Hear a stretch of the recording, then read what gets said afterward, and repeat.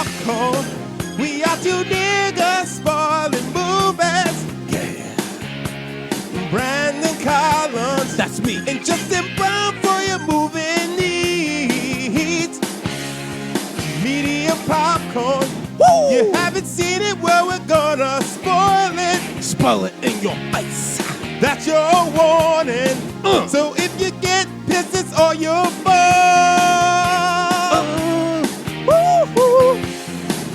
Expecto Patronus. We are Medium Popcorn. I'm Eddie Collins. Guys, this is Justin Brown, and I ain't coming in with that kind of level of excitement that Brandon is. Well, listen, folks. We're talking about Harry Potter and the Half-Blood Prince. Y'all been really enjoying these, recaps, and I've been getting text messages and tweets and stuff about it. We know y'all enjoy this, but we're getting towards the end. We got 2 more to go after this one, and then Lord knows where we're going after that. But hold on, actually, hold on. So the last movie is technically one movie, but in 2 parts. Yes, it's definitely House is the last book, but it's split into 2 because there's so much story. But it was really the Warner Brothers just wanted to fucking squeeze as much as they could out of it, because if it was all about the story, these movies would be way better. Like, I think for me, and I definitely want to focus on your thoughts and your experience, Justin. For me, rewatching this, there's some really solid parts in this. But at the same time, rewatching these movies has reminded me how much has been omitted from the books that I'm hoping the series will do a better job executing, because there's so much about the Horcruxes and shit that's in the book where I'm like, oh, they barely even touch on this in the movie. So it's kind of like if you're outside looking in and watching this for the first time, you're like, what's the big deal? Like, why is this so important? But Justin, we watched the... Hold on, but before we get into that, I say that because can we just combine the last 2 movies in one episode? You don't want to do that. You don't want to do that. We got to break it up. That's what the audience wants, Justin. Oh, I want this to be over. Wait. So did you not like this one? No, this is trash. This is fucking trash. I figure you're going to be upset about how much they put Harry and Draco through in this movie. Like, they tell Draco Malfoy, you got to kill Dumbledore, one of the most powerful wizards in the world. Nigga, I'm going to tell you right now. So, again, my nephew comes up to me. He's like, oh, so what do you think? I said, this is fucking trash. I'm going to tell you exactly what I told him. We're getting a lot of, kind of teen fucking, hijinks and fucking, love story in this. Yes. And a lot of it is poorly written. This is a poorly written movie. I just want to let you guys know. This is a poorly written movie. It is not fucking good. And on top of that, this is how long? 2 hours and what? 2 hours and what? 2 hours and what? All right, almost 2 hours and 2.5 hours for this film. Yes, right. Made almost $1 billion, by the way. Yeah, it doesn't matter. $1 billion worth of bullshit. This is trash. Almost one of the most expensive movies ever made, and it's trash. So this movie is 2.5 hours. Yet at the same time, you only get about 20 to 30 minutes of real-time action in this film. This movie is a lot of fucking garbage, gumbo bull crap that I had to get through just to get to something, serviceable to watch. This is a really, really long, dragged out shit show. The actors are trash. A lot of the performances are really fucking garbage. Okay, well, I'm not done, Brennan. I'm not fucking done. All right. And then, of course, let's rewind. I knew I was going to be upset with this because the movie starts off where, they did all this bullshit. Harry's about to get him some ass. He's about to give some delicious Nubian with a little bit of milk in it. He's kind of light-skinned ass. Oh, yeah, the little train diner. Yeah. And here comes Dumbledore. Let me whisk you away and cock block you. He showed up mad creepy across the platform, too. You fucking old, dirty, decrepit son of a bitch. There is a nice callback to that scene, though. There is a nice callback to this scene, though, in the final movie. Just want to let you know. Regardless, then Dumbledore, he drops him off to his friend's house unannounced. This little girl's just like, Harry's shit is here. His owl's here. It's like, is Harry here? And I was like, no, Harry's not here. And also Harry's there because Dumbledore just dropped his shit there an hour earlier. Like, what the fuck is going on? First of all, he's overstepping bounds. Dumbledore, he's overstepping bounds. He's really just taking just taking a lot of liberties here. Okay. Then on top of that, Brandon, we start the fucking school year off, and this nigga goes, there is an evil, powerful force out there, and the only people who can stand between that force are you, the children. And me, as a powerful wizard, I will not do shit, but you are the ones who are going to fight the good fight. A room full of children, go fuck yourselves, because I'm going to go on vacation. Mind you, at this point, the Death Eaters have attacked the real world. Like, London's all fucked up and shit. They're killing people and stuff. Nigga, where are the other powerful wizards? Where are the other powerful wizards? You're telling me every powerful wizard in the world is just a teacher in his fucking school? Or attached to the fucking what is Harry's last name? The Weasels or whatever fucking The Weasleys. That's Ron's family. Yeah, the Weasleys. It's just like, what's going on? What's going on that there are no other fucking wizards in this universe that are ready to stand up, ante up, and put some asses in the ground? You know what I'm saying? Okay. So you're telling me that this nigga... Well, the Order of the Phoenix is disbanded because Sirius died, remember? Nigga, so. I don't care. I'm talking right now. Dumbledore is looking at a room full of children and saying, you're the ones who are going to have to do this shit. You're the ones who got to fight this fight. Fuck you, Dumbledore. Fuck you. That's why I'm glad your ass fell off that castle. I'm glad you cracked your fucking skull open against the goddamn ground and you're dead. Which he was already dead before the fall. I ain't done yet, Brandon. I ain't fucking done. I have a feeling you're gonna come back. You're gonna come back somewhere in the second film, and you're gonna be totally fine. And you know what? When you come back, I know one thing. You're eventually going to die. And I'm going to love that day when you die. Even if it's of old age, you are going to die, Dumbledore. You're a piece of shit. And all the teachers in the schools are pieces of shit.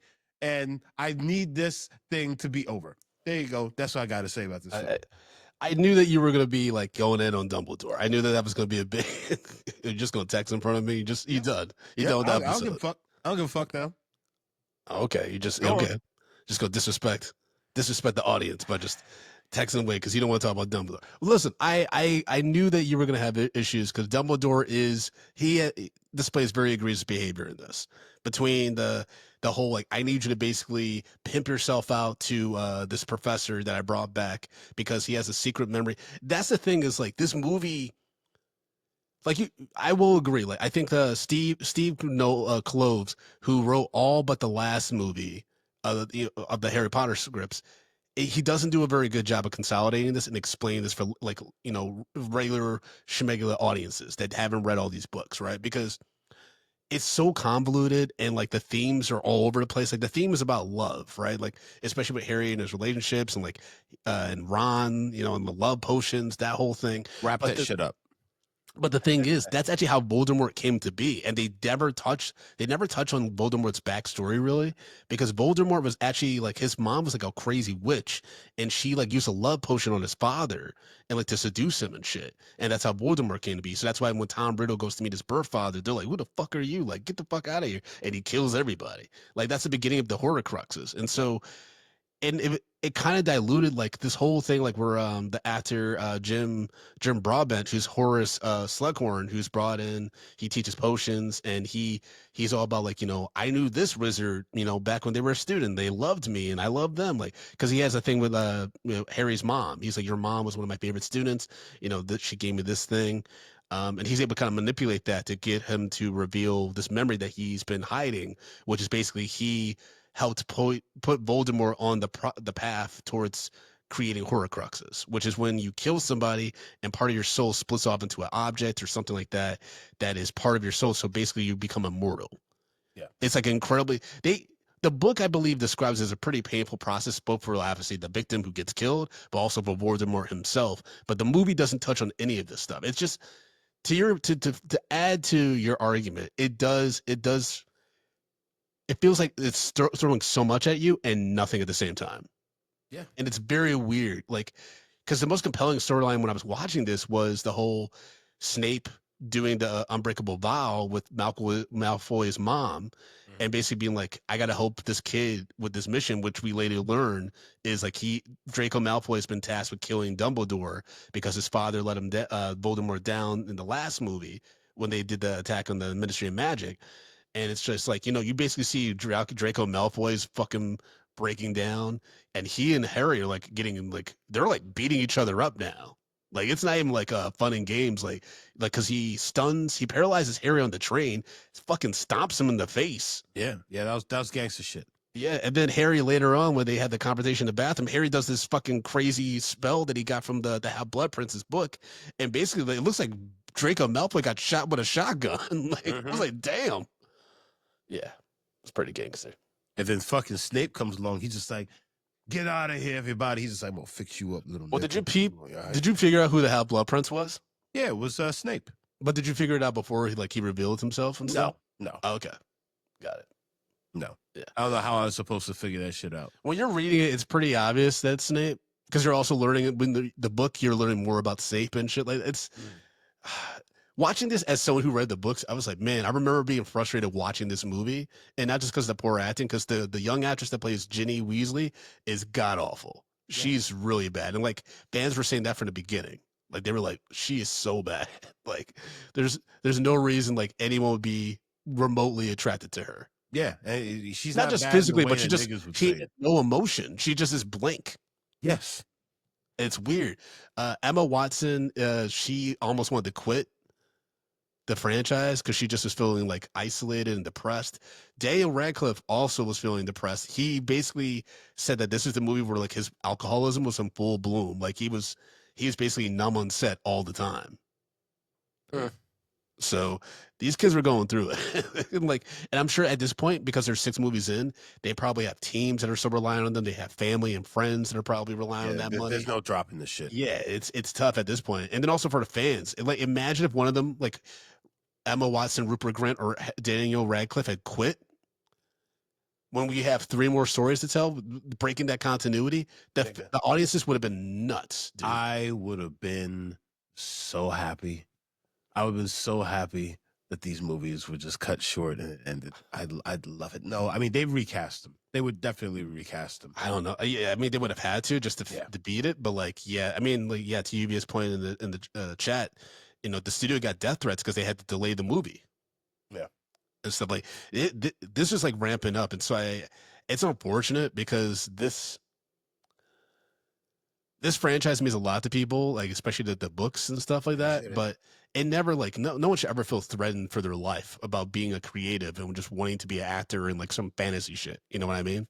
Especially a young person that's like 18, barely an adult. Yeah, I mean, but I'm not saying that part aspect of it is cool, but it's just one of those things. Like when you're part of something that's huge and you get rabid fans, it's just like, I'm not saying it's okay, but like you open your life to this to that level of craziness and and fandom, which is extremely toxic. And unfortunately, it's just the nature of society that we live in, that people get so fucking inundated with this idea or this work that they're just like, if it's not happening at their fucking at their will, they lose their shit. And like, it's fucked up, but I know, but it's also like, I mean, like sometimes as an actor, like you can't turn down opportunities, even though like, they might be, like John Boyega, apparently he did an interview not too long ago where he said he had like a few $100 in his bank account before he got offered Star Wars. Right. So he's in a financial position where he's like, this is like, there's literally going to be life-changing money. And I think at the time, probably he was hoping that Disney would be better at like protecting, especially actors of color and people of color that were going to be involved in the franchise going forward. They clearly were not. But also like, for instance, who's an actor? Like there's some actors that maybe like they don't have a choice. Maybe their reps are like, if you don't take this franchise, we're dropping you.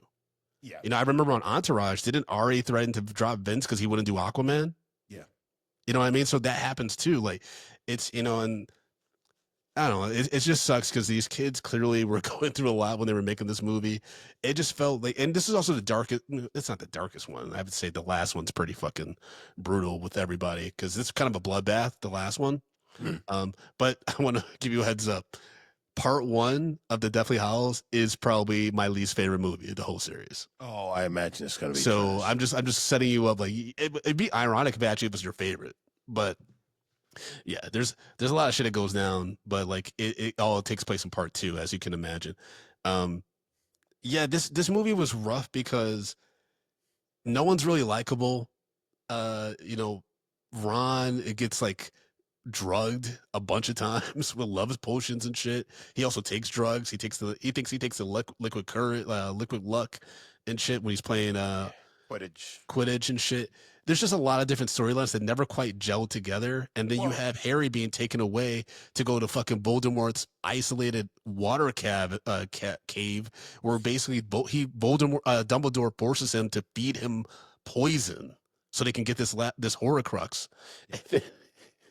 I think what was crazier about it was when like Harry finally got that memory from Horace, and then they watched the memory with Tom Riddle, and he's like, what about like seven? And like the professor's like, seven Horcrux, like Jesus Christ, and then Dumbledore's like, like we got like four more of these. yeah. Because that was what was cool about reading in the book. It's like, oh, you're like, oh, the diary from like the second book and the Sorcerer's Stone from the first movie, like those are Horcruxes. Okay, cool. So they're destroying them, but then you realize, oh, there's like a bunch of these. And he's like, this is what I had to do to just kill. Like he's basically dying from destroying one of them. Yeah. So it's like, yeah, and like you said, he's putting that pressure on Harry now. Well, I mean, even when he's going to the final one, well, he's to that one, he's just like, I can't do this by myself. Harry, nigga, she'll time the ante up, yeah. Like, yo, His actual line is, and I actually thought it was the best performance of Michael Gambon as Dumbledore. I mean, he's dead, but he goes, once again, Harry, I must ask too much of you. And I was like, Justin's gonna hate this. Justin's gonna hate everything, and it's gonna get worse. Justin, you're gonna be up. Like Lluvia, our producers in the chat, and she knows, like, she's seen all these and stuff. Justin, you're gonna lose your shit in part two of Deathly Hallows. When you find out the whole scope of what was happening behind the scenes that Harry wasn't privy to, you're gonna lose your mind. Dumbledore, all the adults. listen, man, you're not like I'm not gonna be surprised. I'm not gonna be surprised because like I've been seeing the threads. Like I can see where this is going. Yeah. Like I know what's gonna happen, but it's just like I don't like it. I don't like this not one bit. Well, I hear that. What'd you think of the Horace Slughorn character? The guy Oh, is brought to teach potions, and clearly, like, what does he say? What does Harry say to Dumbledore? It's like, do you want me to let Horace in? To let Horace maybe one of his subjects? I was just like, I don't like that dialogue. yeah. Not like that at all. But what did you think of the character? I mean, it was whatever. I mean, that same character has been in this film 1,000 times over. You know what I'm saying? It's basically just any other character of fucking Harry Potter. Oh, this guy's information. Harry has to extract that information from him, and you know he's secretive and he's holding this, but he kind of is like he put it in the back of his mind because he doesn't want to come to terms with the fact of what he had done and you know the road that he sent down. Fucking Mr. Tom Riddle, who turns into fucking Voldemort on and all that kind of shit. It's like, yeah, like I get that. Like that's fine. Yeah. But again, like in actuality, so this is my real big problem with this film. We're dealing with so much of the the teen bullshit, the love potions and yada yada yada, which like as you brought it up, where that actually has more to do in the books because that's a part of Voldemort's kind of like origin story, and that's not explained in this film. Yeah. You know what I'm saying? There's no thread between the two, and because there's no thread, it just seems like filler.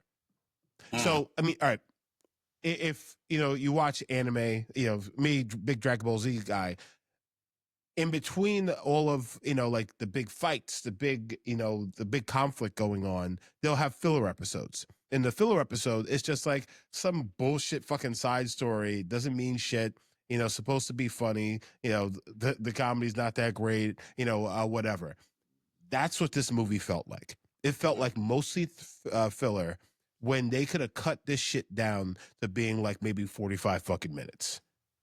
You know what I'm saying? Well, I mean, probably no. They could have cut it down to being an hour and a half easily. They could have cut an hour of filler in this shit, and that's what makes it so bad.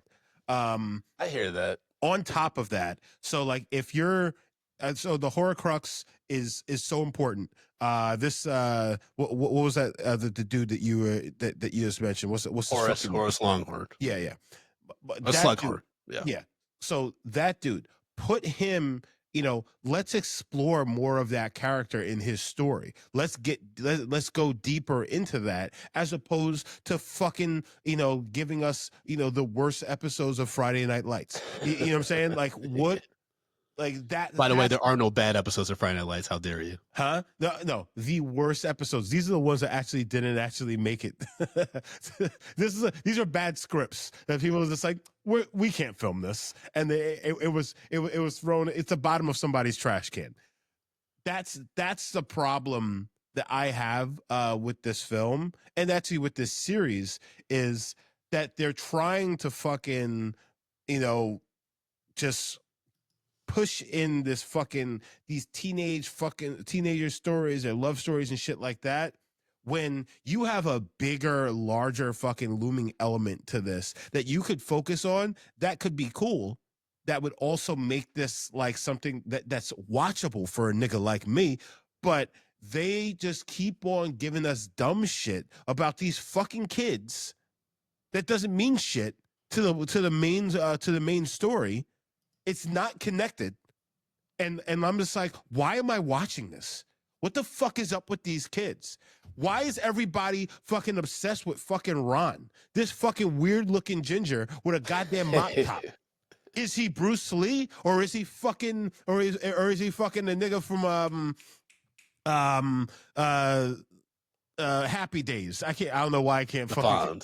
Yeah, no, not the Fonz. He ain't cool. He ain't cool. Richie from fucking Happy Days. The nigga, he's a redhead.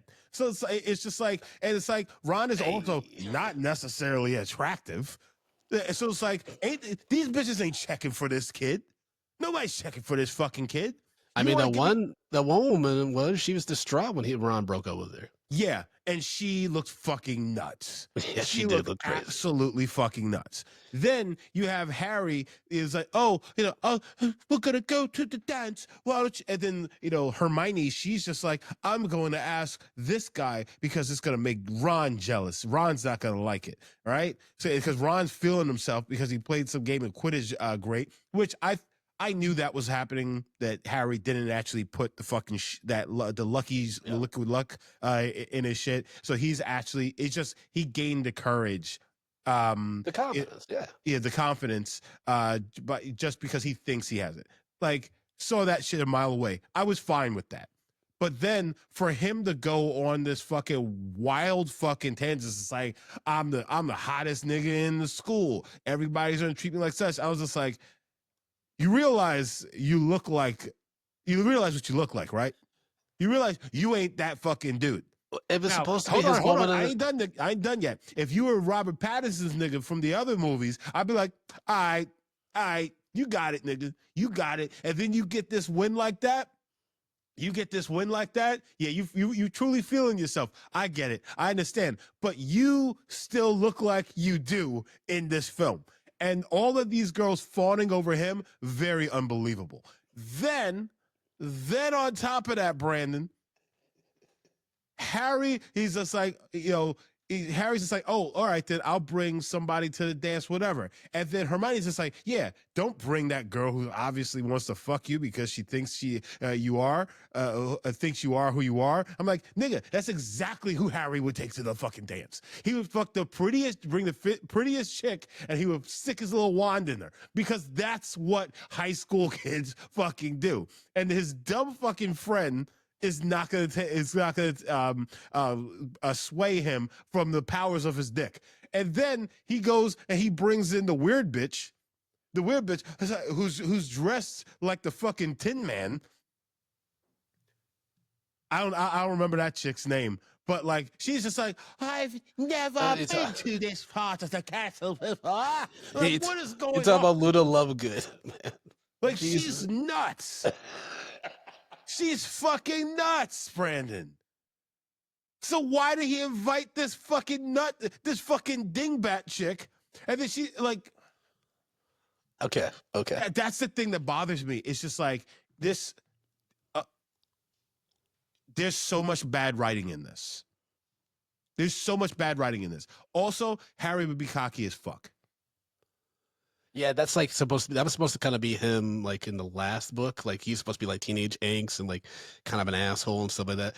Like Ron is a little bit of a dick in this one. Well, like in the movie, especially because like, he's feeling himself finally. He's finally got the spotlight. Harry's always got the spotlight. So, but it just, like you said, it's poorly executed through the writing. I think through the direction. I've been very surprised that David Yates, like after the last one, he just directed he directed all the Hogwarts shit. Like he directed the Fantastic Beasts movies and all kinds of stuff. And I'm like, why? Like, the cinematography of this movie actually is the first and only Oscar nomination of the series, I think. Because I actually thought the movie did look good. I thought especially I thought the flashbacks of Voldemort were very effective. I thought the fire scene was really cool. Yeah, and I thought that like Dumbledore in the cave, like I thought that was filmed really well, like in a very fantastical, dark. Yeah, like it worked for me.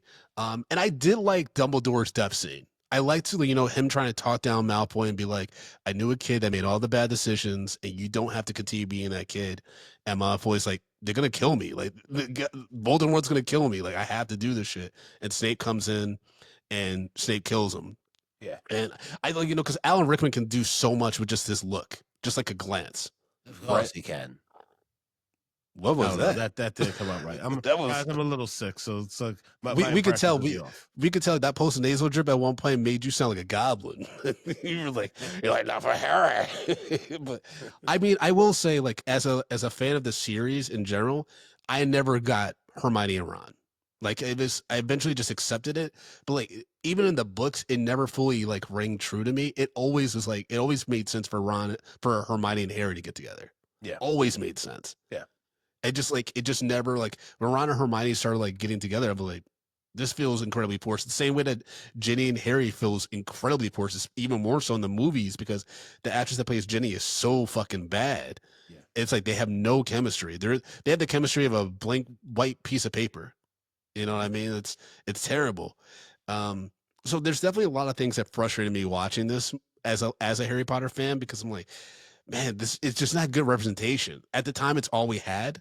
You know what I mean? It's the only thing we had. But now I'm like, if they can do the series right, like they have a opportunity. Warner Bros. Has an opportunity to rectify a lot of bad decisions they made creatively with the series. Listen, man, I'm gonna tell you right now, I will not watch the series.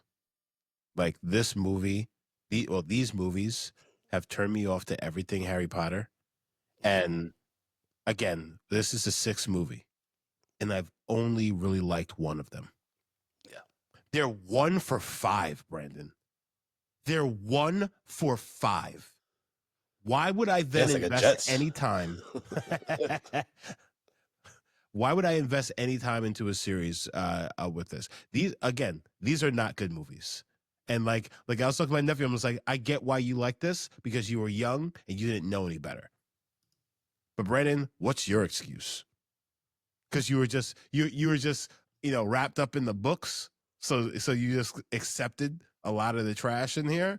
Like, what is your excuse? Why did you like these movies? I don't get it. Like, I don't get it. Well, like I said, like I think if you're a fan of the series, right? Like I think that these are the only things you have like as a visual representation of like that stories that you're playing in your head, right? And so we had nothing else to like really point to, so we just like accepted it as it is. But now, several years removed and rewatching these movies, I'm seeing all the flaws, and it just makes me want to go back and just reread the books, honestly. But we're this far into it, and I do love seeing you just lose your shit on it. But it's unfortunate because I I mean, you were never really into this genre anyway. Like, it's not like I'm going to convert you into being a Harry Potter fan or whatever. But like, I would hate for more people like you to like watch these movies and be like, "This is what the fuck it's all about." Like, what are you all talking about? Well, Um, you know what? you know what I mean? I also think, You're talking to a nigga like I don't like some fantastical shit. well, you also don't like to read, so No, you know. hold on. Let's stop this. Let's stop the bullshit. You talking like I don't like fantastic. Like I love like fantasy things. This is just not good. This is just not good. Like nigga, like how I don't know how many times I've said on this podcast. I love me some Dragon Ball Z. That is fantasy. That is a fantasy. It's a fucking like it's Flies around a cloud and shit. yeah, Yeah, I get niggas it. fucking riding on a cloud on the back of a dragon. He absorbed into the dragon. He's from another planet. Like I like that shit. This just ain't it. This is just trash. And I really think, I truly think, Lord of the Rings. Lluvia in the chat. Lord of the Rings executed it better. Absolutely right. I love Lord of the Same Rings. director. They filmed everything back to back to back. Yeah. Like the continuity was just like that's just. I don't know if you can compare the filmmaking process of like doing those all. Doesn't matter. They did fantasy and they did it much better. Okay. They did much better. And also, if you're trying to do this shit and you got kids, you want with child actors, you kind of should film like 2 movies back to back. That's the way it should go. I mean, I wonder if there's like child laws at the time or something like that that made it real difficult. Nigga, they could make that shit work. Maybe it's just it's hard like to play Sunday Monday morning quarterback on this shit because one, we're not directly involved in it, but also like these movies came out years ago, right? Yeah, This and came they're out in 2009. Trash then, trash now. Go on. Do you see remotely though why people would be interested in this world and like these stories though?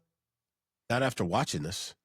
Okay, but like the story, like from what it's trying to do on the screen, do you understand like why there could be elements of this that people actually fuck Listen, with? I get it. I get it, but the I don't poor know that you do. no, but the poor execution makes all of it, it's all right.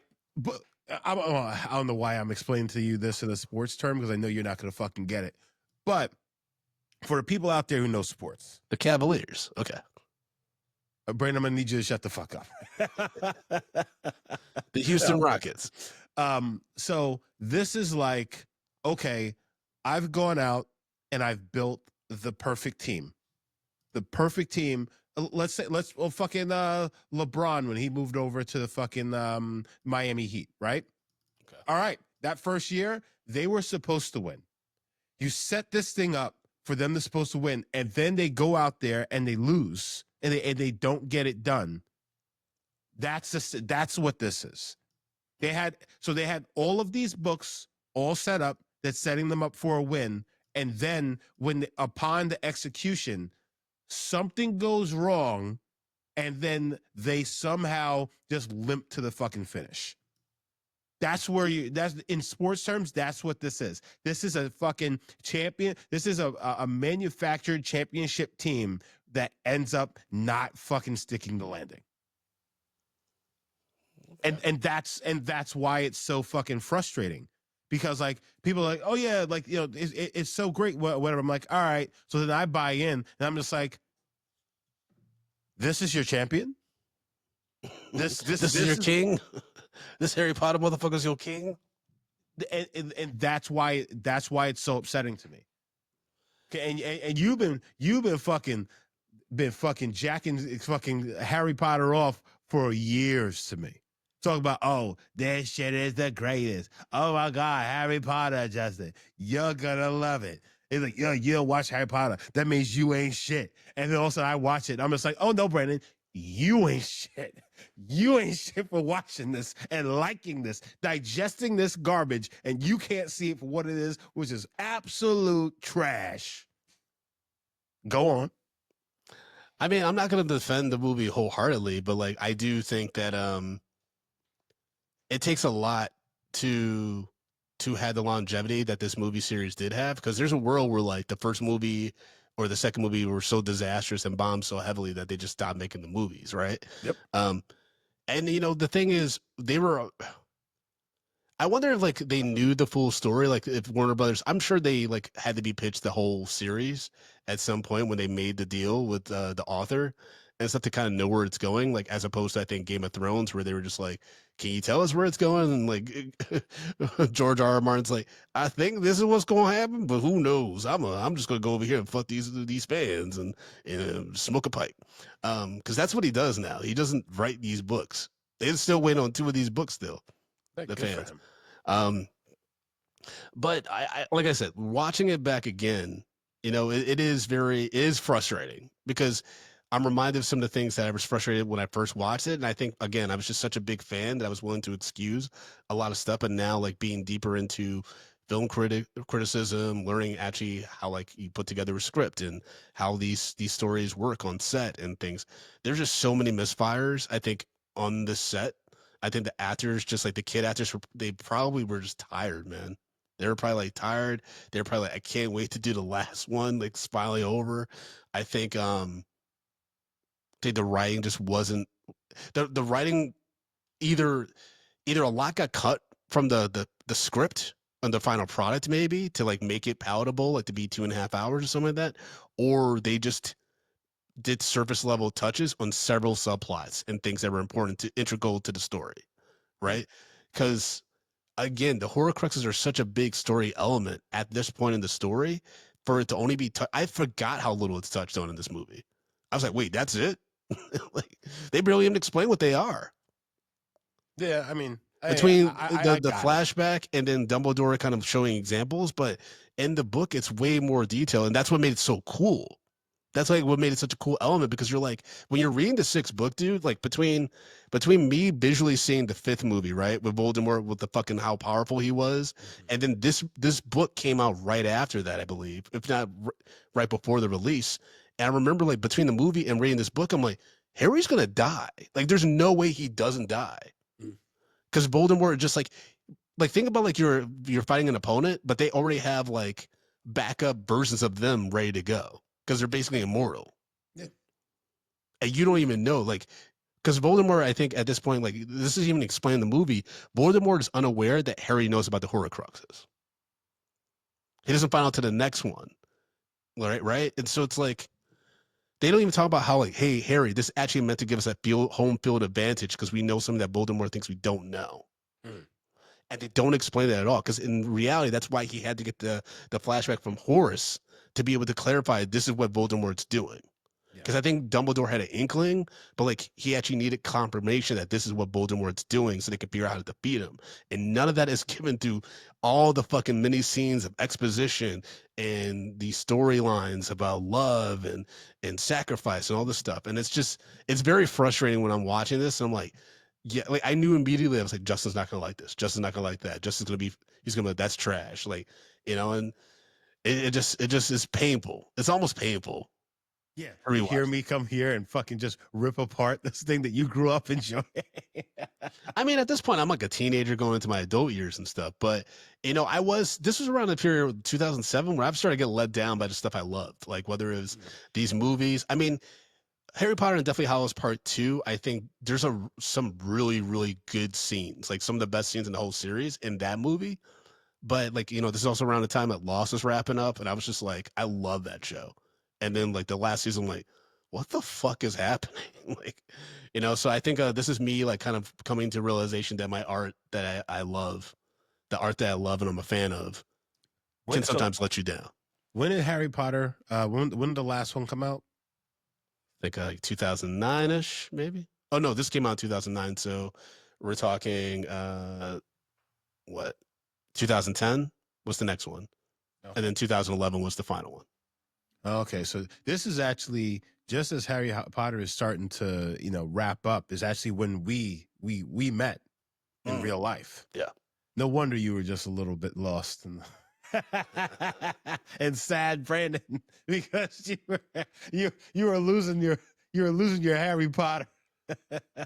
Well, also like I don't want to get too sentimental, but like when I reflect on it, like Harry Potter came into my life at an interesting time. Like I had like a mixed relationship with reading, and like the Harry Potter books really like help me see outside like what's possible like in writing stories, right? Like because there's this crazy world building in like a 300-page book, and I'm just like, this is possible.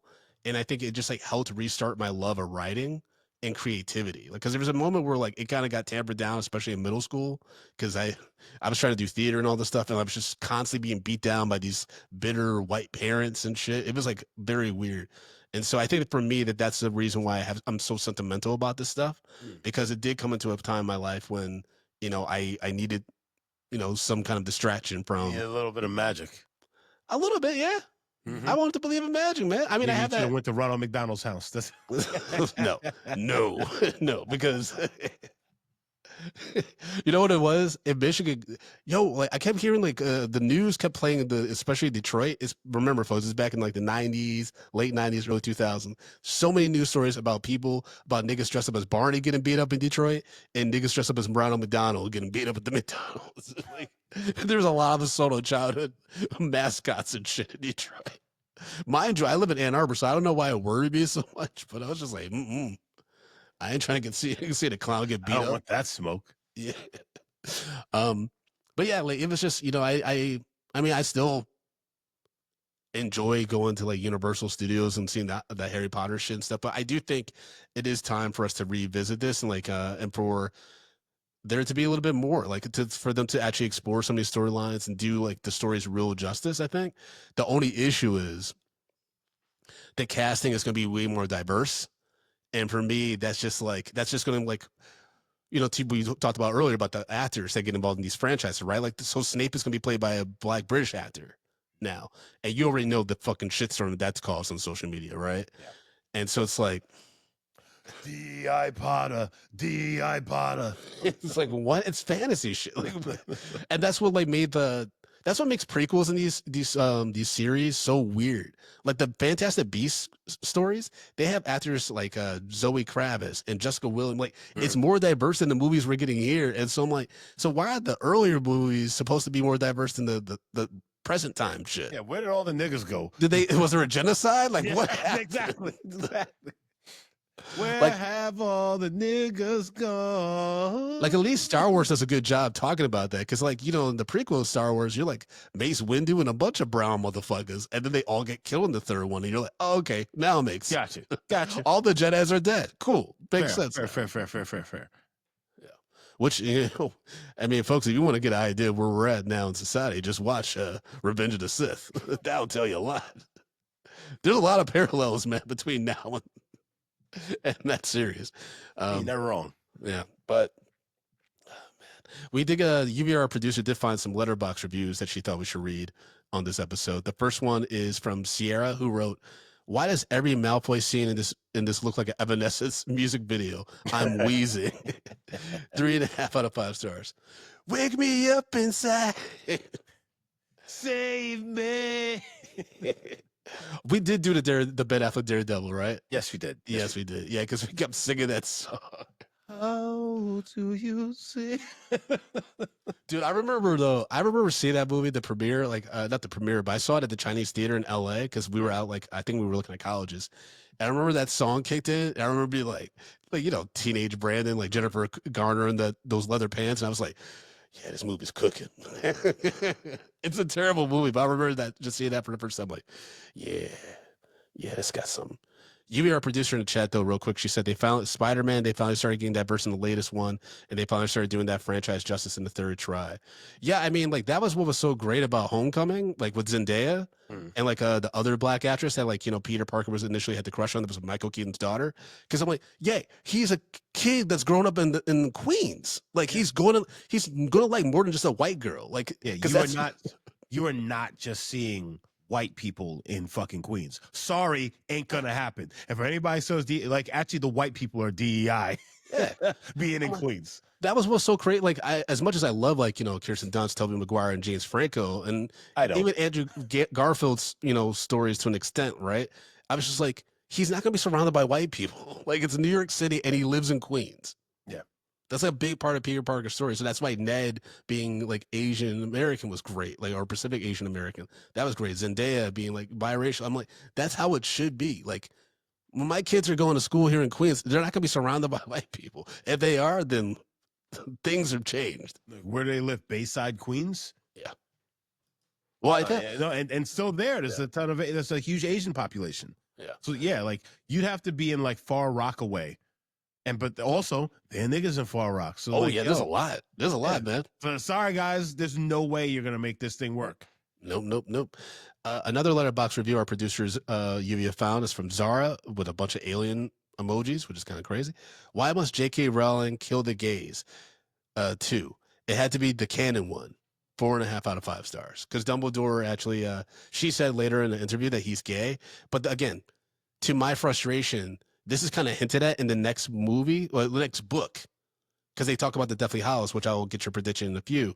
But like, it's just frustrating, man. Like you talk about the writing actually is like huge. It's probably the biggest issue with all these movies is the writing. Because I wouldn't put it all on the actors. I think the actors are doing the best they can with the timelines they're given by the studio and the pressure that they're under. Okay. Bell wrote, Drake will be dressing as if he got a big job interview all of a sudden. Like, chill out. We know you're trying to get a Tom Ford suit deal. 4 out of 5 stars. Yeah, he is dressed up in suits this whole movie. Like, he's not casual anymore. But that's because he had to grow up real fast, right? This motherfucker think he's goddamn John Wick. But again, like there's some real opportunity there for that actor to shine. And like Tom Felton did get a good bump as an actor from like, his performance in this movie. But like there was just so much more they could have done with that story, because that's a lot, man. Like you're like a kid, and yeah, like you're like, you know, your family's all fucking dark and like you're all about pure bloods and shit. But being tasked with killing not only like one of the most powerful wizards in the world, but like your headmaster, which means that the school, everything you know is like gonna be in disarray. Yeah, you know this nigga. That's fucking crazy. Yeah. And then the last letterbox review you found was from Lindsay, who wrote, Harry has more chemistry with a dead giant spider than he does with Ginny. 4.5 out of 5 stars. True words have never been said on Letterbox. So what did you think of at the end when basically Harry, Hermione, and Ron determined that they're not going back to Hogwarts next year? What'd you think of that? They're going to be high school dropouts. Why would they go back? Like honestly though, I mean, well, and that's the one thing. So at the beginning, they were just like, yeah, my parents weren't sure if they were going to let me come back because of all the bullshit that's going on here. Well, all right, now the headmaster of the school is dead. You know what I'm saying? It's just like, why would you come back? There's also there's no protection. So like, it makes sense for them to be like, yeah, I don't know about this shit anymore. That's fair. That's fair. But what I would do is I would assemble a fucking team, you know, of wizardy niggas, and we're gonna watch each other's back. Okay.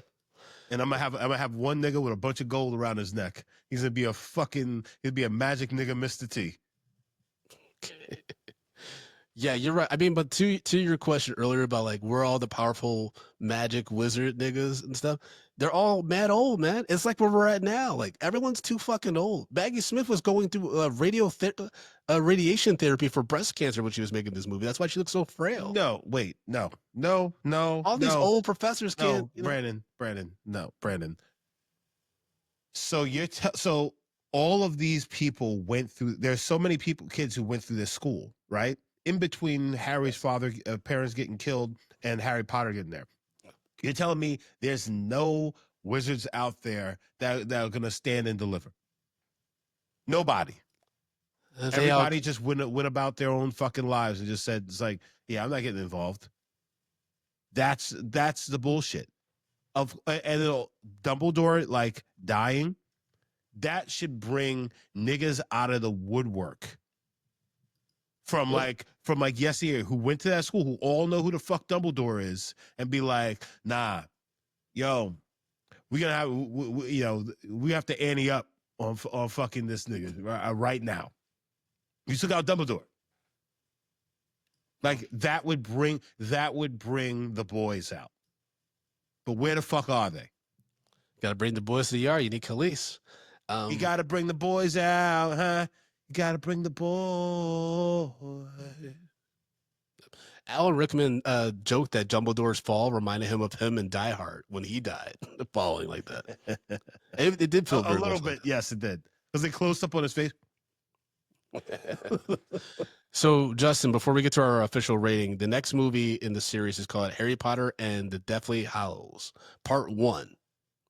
What do you predict is going to happen in Part 1 of the Deathly Hallows? Okay, so first of all, I just want to also just state before I get into this that you telling me Dumbledore couldn't do like a quick levitation spell or something like that to make sure he didn't crack his fucking shit on the ground?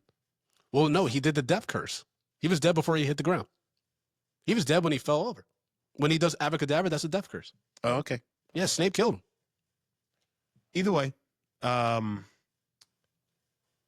I feel like the Deadly Hallows. Deathly Hallows. Deathly Hallows. Okay. I feel like they're gonna go and try to bring back fucking Dumbledore. Okay. I feel like that's what it's gonna be. Them trying to get Dumbledore back because they realize that this is the only motherfucker that can save us. Who will save your soul? Dumbledore, Dumbledore, Dumbledore. So they're gonna go. I think the movie's gonna be about them trying to fucking bring Dumbledore back to life or some shit like that, and then yeah, whatever bullshit happens. But yeah, eventually, or it's just like maybe that's where the Horcruxes are hidden. It just so happens that the Horcrux is hidden there, or maybe they find out that Dumbledore has a Horcrux himself, and it's in and that's where it's at, and they got to go get that shit to bring this nigga back. Who knows? Who knows? But I think it's definitely gonna have to do something with fucking bringing back fucking Dumbledore, or the Horcruxes are somewhere in this space, and then that's where all the bullshit's about to go down. Back to life. Back to reality. All right, Justin, break down our rating system, baby. Stop calling me baby. Guys, you know how we do this. We rate movies, bags of popcorn, small, medium, large, and the XL for the exceptional, which this will not get. And if a movie doesn't deserve any delicious buttery popcorn, we throw it into the stale popcorn pile. We pile piles and piles of stale popcorn on top of it. So, Brandon, we sat down, we watched the 2009 film Harry Potter and the Half-Blood Prince. You know all the niggas in this. I ain't gonna read down the names. What say you, Brandon?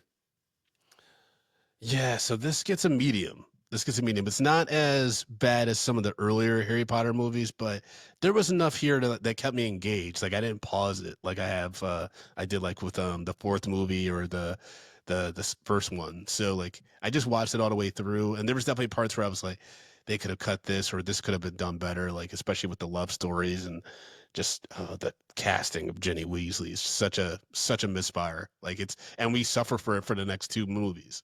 It's one of the worst castings I think in like a huge blockbuster series like this. So yeah, a medium though. That's where I'm at. Justin, what's your Yeah, well, the budget for this one was $250 million, and it made $941.1 million at the box office. I'm gonna split that in half, and I'm gonna give this 175 million piles of stale popcorn. I think that this was not good. I think that this is, especially being this far in the game, like it shouldn't be this bad and disconnected. Like they should have figured this shit out by now. Like, come on. Like, what are y'all doing? Like, what are you doing? And it was mostly fluff, and yeah, and yeah, they really just they talked around a lot of shit and just didn't get to the nitty gritty, and I hate them for it. Yeah, so 175 million pounds of stale popcorn. All right. Well, there you have it, folks. Thank you for listening as always. Oh, yeah, we also need this ranked on your list, Justin, of all the Harry Potter movies so far. So we've seen 6 of these Harry Potter films. So where's this now? Harry Potter and the Half-Blood Prince. Where's that fit in your? Yeah, somebody's have to keep these rankings for me. I know the third one was in my opinion is the best. I don't know where I think the third one is the best. I think the first one was probably at the bottom for me. if I remember correctly, this has to be number 2. Like right under the third one? No. This has to be third from the bottom. Oh, okay. No, second from the bottom. Second from the bottom. Oh, wow. So this is like your second least favorite one of the whole series. Yeah. Wow. Okay. Yeah. This is garbage.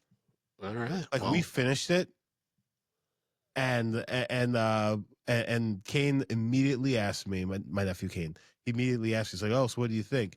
And I guess apparently I just started going off, and then Paul was just like, "Jesus, Justin, calm down." I mean, you do have a lot of anger issues you gotta pass. No, like, actually, at no, one I point, don't. like, I'm sure Kate was like, I don't think this is about Harry Potter anymore, Uncle Justin. Nah, man. And they won't call me back. and